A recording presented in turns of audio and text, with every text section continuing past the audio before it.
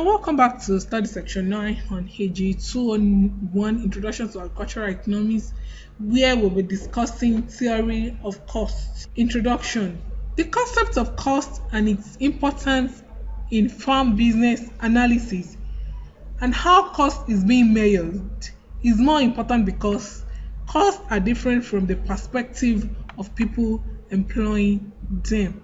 So at the end of this study section, you should be able to know the meaning of cost, know the different measures of cost, explain a cultural cost function. So let's discuss this then in outcome one after the other.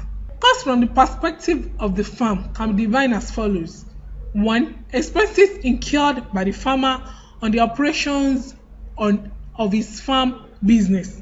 Also, it can be defined as values in monetary terms of the inputs used in production of products of the farm. Thirdly, cost can also be defined as outlay of funds on goods and services used in organizing and carrying out the production process. So there are three forms of cost. We have accounting cost, opportunity cost, and private cost. So accounting costs are the expenses incurred on inputs used in the production of specified units of products. It could be the expenses on procuring labor, fertilizer, depreciation, land, etc. to produce a specified unit of a product. So the accounting costs are direct cost of production, whereas opportunity cost is the economic cost or real cost of producing a specified quantity of a product. If a farmer has ability to produce yam and cassava, but the resources, that is the inputs available, could only produce one of the products, says yam. So it follows that the real cost or social cost or economic cost of the yam produced is the return from the alternative forgone for cassava. The last one is private cost. Private cost of production are the implicit cost of producing a product. They are different from accounting costs because they are used to compute the accounting profit. That is the difference between receipts from sales with the cost of inputs. So the structure of farm cost depends on how farm inputs are being defined.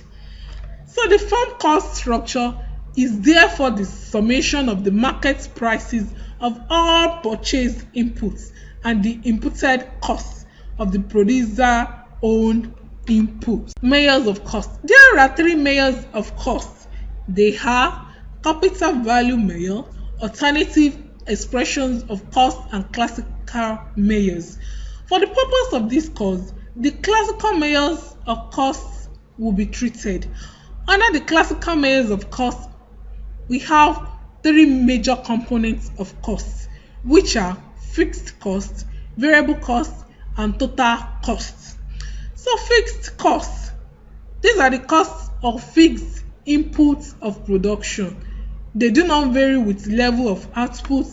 They may be incurred even when production is not undertaken, as in the case with building a factory or farmhouse or procuring a tractor for farm businesses.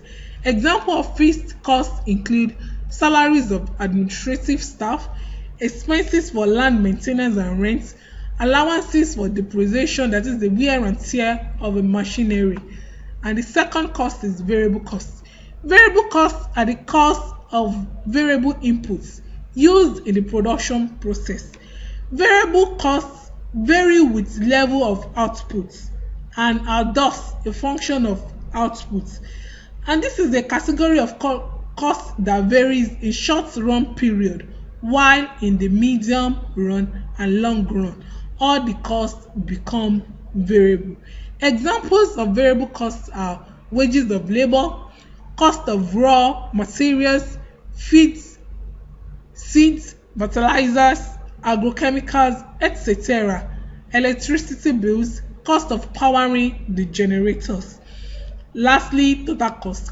Total cost is the sum of the variable cost and fixed cost, and it's been expressed as TC, which is the total cost, is equal to TVC, which is the total variable cost plus total fixed cost. You can read more on your study material for more explanation. Agricultural cost function. function is a mathematical relationship between the total cost of production and the output produced, and it is derived from a production function. The shape of total variable cost looks like the total cost function. It is a slight different from the total cost function because it is below the total cost function and it starts from the origin, while the total cost has an intercept equal to the size of the total fixed cost. Analysis of cost function. The average cost, which is the AC, and marginal cost, MC, are used in further economic analysis of the cost and product function of the farm business.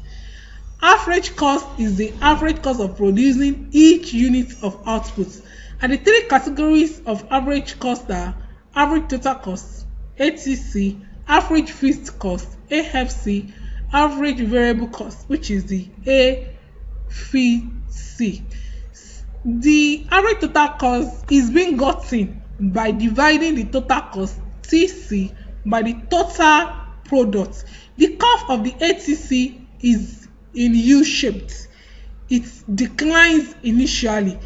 It reaches a minimum at the level of optimal plant size and rises again. Also, the cost of ATC is U-shaped. It declines initially. It reaches a minimum at the level of optimal plant size and rises again. Average variable cost. This is the total variable cost divided by the total product. The curve of the AVC is U-shaped. It declines initially and it reaches a minimum and rises again. So the relationship that exists among MC, ATC, AVC, AFC are 1. Marginal cost equals average total cost and average variable cost at their minimum points. MC equals ATC at an output greater than output at which is at minimum because of the presence of some fixed cost in total cost. AFC slopes downward from left to right and approach the output axis as output increases. When MC less than 0, MC less than ATC. When MC greater than 0, MC greater than ATC.